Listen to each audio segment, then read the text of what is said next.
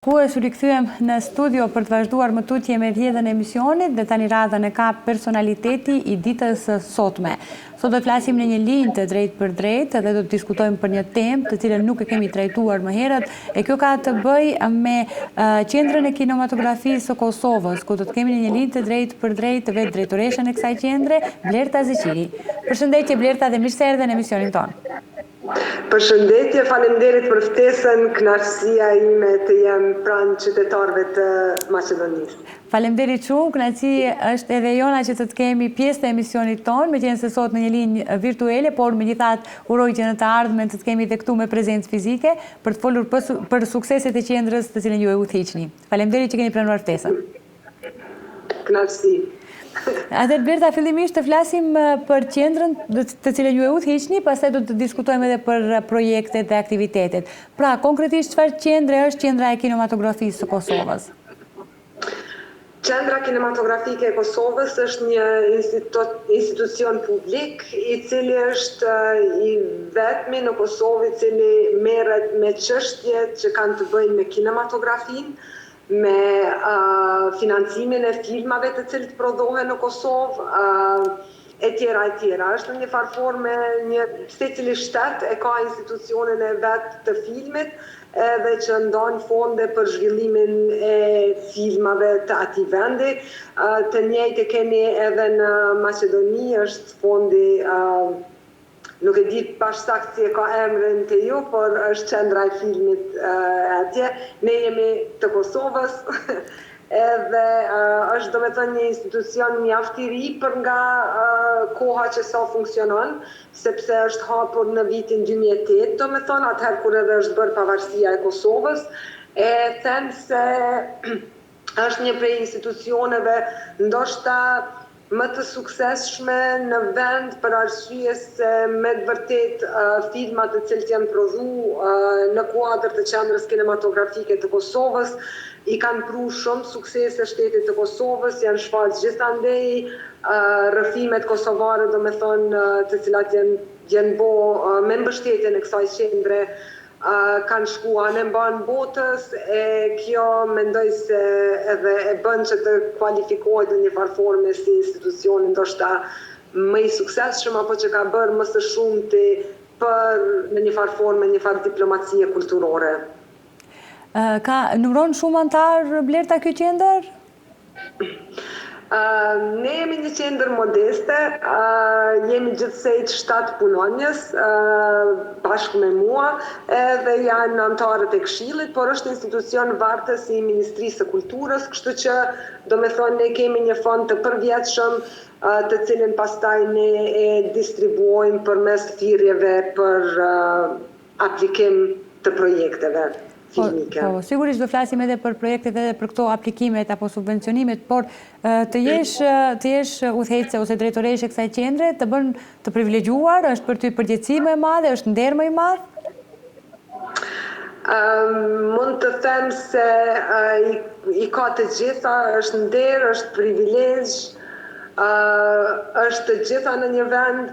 Po ajo që më së shumti domethënë më bën të ndjehem krenare është se filmi kosovar po ka shumë suksese në botë dhe në një farë forme kinematografia kosovare është në fokus të botës e të Evropës e të festivaleve të rëndësishme të filmit dhe kjo më bën të ndjehem jashtëzakonisht mirë sepse në të gjitha vendet ku shkojmë dhe promovojmë filmin nga Kosova, të gjithë kanë mendim shumë të mirë dhe është kënaqësi kur thu se vjen nga Kosova dhe po punon për filmin në Kosovë. Në një farë forme, si të them, krejt kjo punë dhe ky sukses që i ka ndodhur filmit kosovar, ja atribuoj kryesisht kineastëve tanë, të cilët kanë punu me shumë zemër dhe me shumë përkushtim gjatë gjithë kohës, e ne jemi mundu me aq sa kemi pas mundësi gjithmonë me i mbështet, domethënë për projektet e tyne,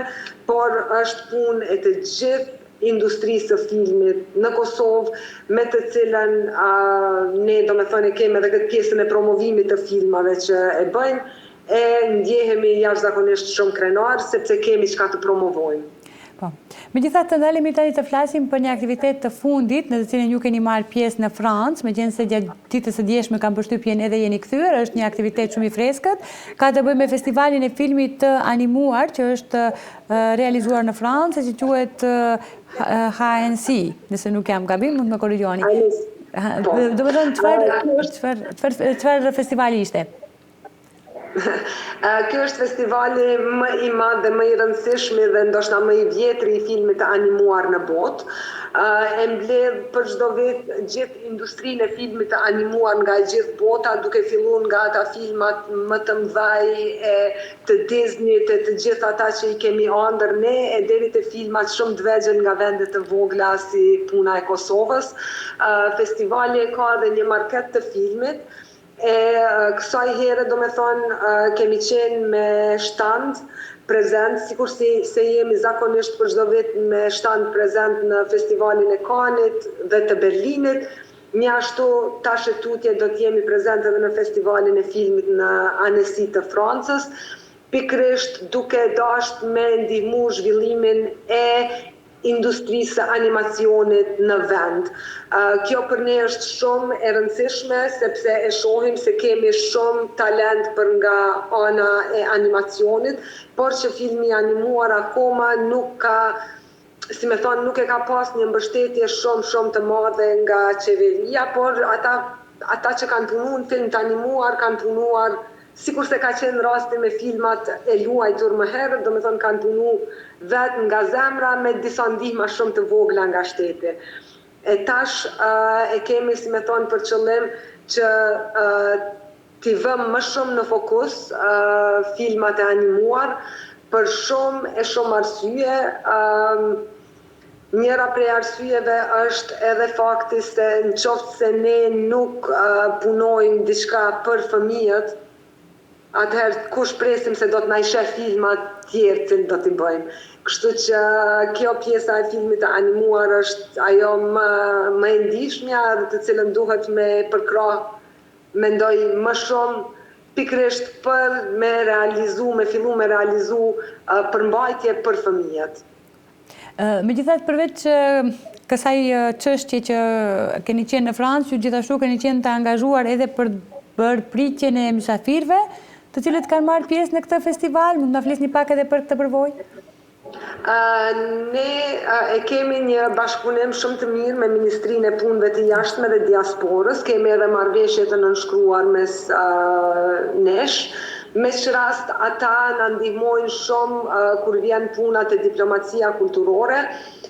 Në për festivalet e tilla të rëndësishme të kategorisë A, ku ne jemi prezent me shtande, ambasadat përkatëse të atyre vendeve, ambasadat e Kosovës, do me thonë organizojnë, ne i themi reception, një pritje për musafirët e industrisë aty, dhe kjo ka qenë, gjithashtu e kemi organizu, do me thonë edhe në Annecy një pritje të tillë, ka qenë një pritje shumë e bukur, me flamurin e Kosovës në mes, me të gjithë të pranishmit nga Kosova që kanë qenë shumë, ka qenë një delegacion nga i përbër prej organizatës dhe festivalit të filmit të animuar në Kosovë, Anibar.